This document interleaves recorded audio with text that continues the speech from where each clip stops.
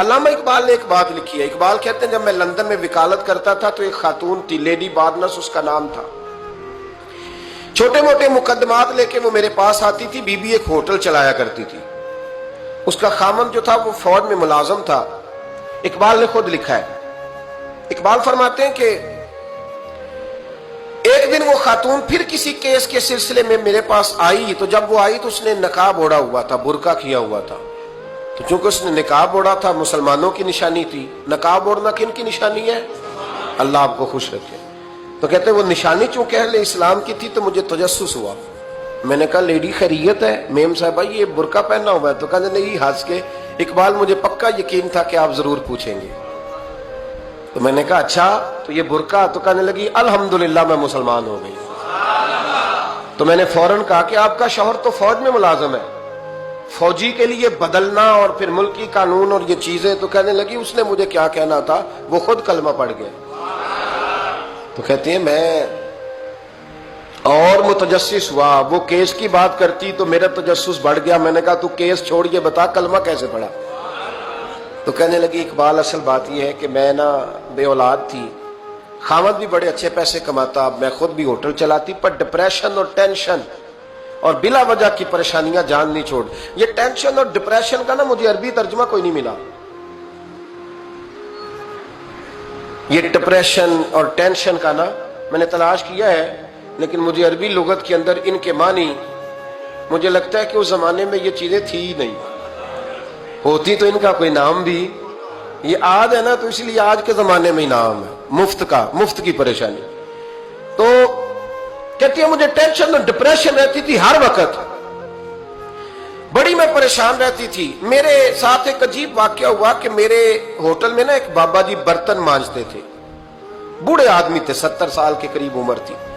ان کا ایک بیٹا تھا, ایک بہو تھی, ایک پوتا تھا, لیکن وہ بیچارے بیٹا بیمار رہتا تھا تو لہذا وہ خود مزدوری کرتے. کہتی ہے ایک دن وہ بابا جی میرے پاس آئے, کہنے لگے میم صاحبہ 2-4 دن کی چھٹی چاہیے. تو میں نے کہا خیریت ہے؟ کہنے لگے میڈم میرا بیٹا فوت ہو گیا. بیٹا, آپ کو پتہ ہے باپ کا جنازہ پڑھنا آسان ہے, بیٹے کا جنازہ اٹھانا بڑا مشکل کام. کہتی ہے میں کچھ لکھ رہی تھی, میرے ہاتھ سے قلم گر گیا. میں نے خود گاڑی بھیجی, بابا جی گاؤں چلے گئے جہاں وہ رہتے تھے. کہتی 2-3 دن کے بعد میں اور میرا شوہر گئے تو رستے میں ہم باتیں کر رہے تھے کہ کیا تعزیت کریں گے.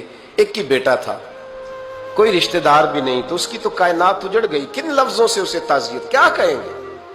کہتے جب ہم گئے تو وہ ٹوٹی ہوئی چٹائی پہ بیٹھا تھا, کچھ لوگ قریب تھے. ہم نے جا کے کہا بابا آپ مسلمان ہیں, ہم آپ کو کیا نصیحت کریں, ایک ہی بیٹا تھا, کہ کس طرح کر کے ہم آپ کو تسلی دیں. تو کہتے اس نے آنکھیں کھولی, بوڑھی آنکھوں میں ایمان کی روشنی. کہنے لگا بی بی کیا تعزیت کی بات کرتی ہو, میں نے کوئی پیسے جمع کرا کے بیٹا لیا تھا, خدا نے فضل سے دیا تھا, عدل سے لے گیا ہے. میں اپنے رب کے فیصلے میں بڑا راضی ہوں, اللہ بڑا کریم ہے, وہ لے گیا, اس کا مال تھا. آپ یقین کریں ہمارے دیہاتی لوگ یہ کہا کرتے تھے, میں نے کانوں سے سنا ہے. ایک بوڑھے آدمی کا ایک دفعہ بیٹا فوت ہو گیا تو کسی نے اس سے کہا بابا چھوٹی عمر میں بچہ چلا گیا, تو مجھے لفظ نہیں بھولتے.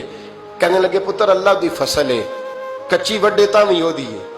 سنے آپ نے بھی کبھی یہ فکرہ, کچی وڈے تے پکی لے گئے تے تاوی ہے جو ہو دی.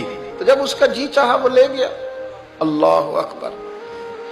وہ خاتون کہتی ہے کہ وہ بابا جی سے میں نے کہا کہ چلو آپ 1 مہینے کی چھٹی کر لے. تو کہنے لگا نہیں میڈم میں مسلمان ہوں, مفت کی روٹی نہیں کھاتا, مزدوری کر کے کھاتا ہوں, میں انشاءاللہ 2-3 دن کے بعد کام پہ آ جاؤں گا. کہتے ہیں وہ چند دنوں کے بعد آ گیا. اللہ کی قدرت کے ابھی 2-3 ماہ گزرے تھے پھر آیا. میڈم چھٹی چاہیے کچھ دنوں کی. میں نے کہا خیریت ہے؟ کہنے لگے وہ میری بہو بھی ہارٹ اٹیک سے فوت ہو گئی. کہتے اب میں بھی تڑپ گئی اور عیسائی ہو کہ میری آنکھوں میں آنسو آ گئے. میں نے کہا گھر کا دروازہ بند ہو گیا, اب یہ بیچارہ کیا کرے گا. وہ اپنے شوہر کے غم میں ہارٹ اٹیک سے فوت ہو گئی. کہتے ہم پھر 2-3 دن کے بعد تعزیت کے لیے گئے, پھر ٹوٹی ہوئی چٹائی, بوڑھا نہ اپنی انگلیوں سے زمین پر کچھ بنا رہا. کہتی قریب گئی اور میں نے جا کے کہا بابا اب تو تسلی آپ نے خود ہی کرنی ہے, جو نظام تھا وہ تو ہو گیا. تو کہتے ہیں پھر اس نے آنکھیں کھولی, آسمان کی طرف دیکھا تو کہنے لگا بیٹی کوئی پریشانی نہیں, मेरा बेटा बगैर शादी के भी तो फौत हो ही सकता था ना। बस मेरे मालिक ने जब चाहा जैसे चाह हुआ। मैं इंशाल्लाह 2-4 दिन के बाद काम पे आऊंगा। ये मेरा 3-4-5 साल का पोता है, अभी स्कूल दाखिल हुआ है, मैं साथ ले आऊंगा, वहां मेरे साथ ऊपर क्वार्टर में जहां मैं रहता हूं ये भी रहेगा। कहती है मैं सख्ते में आ गई उसकी कैफियत देख के। वो पोते को साथ ले आया। कभी कभी मैं देखती छत पे खड़े होके कि दादा घोड़ा बना हुआ है और पोता सवारी कर रहा है। वो सवेरे उठता, उसको स्कूल छोड़ के आता, शाम को लेके आता, प्यार करता, मोहब्बत करता। तीसरी मंजिल पर हमने क्वार्टर दिया हुआ था, वहां दादा पोता रहते। अल्लाह तू बड़ा बेनियाज है। कहती है इकबाल, एक दिन ना पोता ऊपर वाली मंजिल पे खेल रहा था, उसका पैर फिसला, वो गर्दन के बल जमीन पे गिरा। मुझे खबर हुई तो मैं दौड़ी, एम्बुलेंस मंगाई। खून से लिथड़े हुए उस बच्चे को दादे ने अपनी गोद में रखा।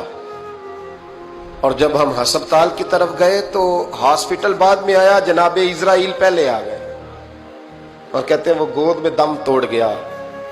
फिर दादे ने उसे अपने हाथों से गुस्ल दिया। फिर उसने अपने बूढ़े हाथों से कब्र खोदी और फिर मिट्टी डाल के कहने लगा इन्ना लिल्लाहि व इन्ना इलैहि राजिऊन। जे सोना ही मेरे दुख विच राजी, जे सोना ही मेरे दुख विच राजी। फिर सुख नु चुल्ले डावा। कहती वो मिट्टी डाली उसने और जब वो वापस पलटा तो मैं बाजू से थाम के होटल करीब लाई और मैंने उसके करीब कहा कि बाबा तू टूट गया है, तू बिखर गया है। मुझे महसूस होता है कि अब ना तेरी रातें और तेरी सुबहें और तेरी शामें गमों में गुजरेंगी। तो कहते हैं यूं उसने हाथ रखे और यूं आंसू छटक दिए। कहने लगा मैडम क्यों क्यों, मेरे अंदर कोई अकीदा नहीं, मैं कोई लवारस हूं, मेरा कोई रब नहीं, मैं क्यों परेशान रहूंगा, मैं तो पका हुआ फाल हूं। थोड़े दिन गुजरेंगे, कब्र में जाऊंगा और जब जन्नत में जाऊंगा तो अल्लाह मेरी बेटे से भी मुलाकात कराएगा, मेरे पोते से भी मुलाकात कराएगा, मेरा रब सारी मुलाकातें करा देगा। मैं अपने अल्लाह की रजा पे बड़ा राजी हूं। वो खातून कहती है मेरा और मेरे शौहर का कलेजा फटने लगा। मैंने कहा बाबा ये जज्बा कहां से मिलता है, ये सुकून कहां से आता है, ये कैफियत कैसे मिलती है। मुझे कहने लगा तूने लेनी है। मैंने कहा तो कहने लगा तू भी गुंबद खजरा वाले नबी का कलमा पढ़ जा, तू भी रसूलुल्लाह का कलमा पढ़ जा।